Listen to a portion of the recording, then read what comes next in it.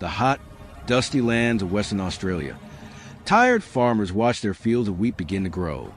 These men were war veterans who had fought for their country and now fought to survive.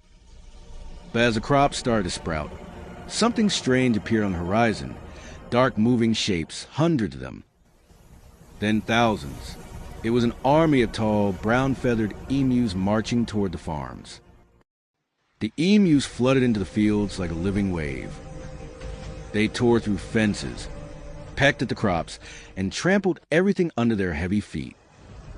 At night, the farmers could hear the thumping of their steps and the rustling of feathers in the dark. Every morning, new damage appeared, wheat flattened, water troughs broken. Desperate, the farmers begged the government for help. The government sent Major Meredith and 2 soldiers armed with machine guns. The men arrived in trucks, confident and ready for battle. The sun beat down as they took aim at a massive flock of emus grazing near a dam. The guns roared, but the birds scattered in every direction. Dust filled the air. When it cleared, the emus were gone, sprinting across the desert faster than the trucks could follow. For days, the soldiers chased the birds. They fired thousands of bullets, but the emus kept escaping.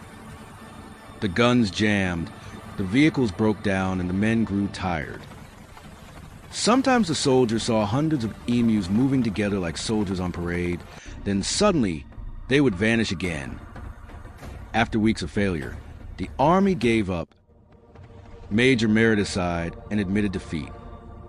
The emus had outsmarted the humans.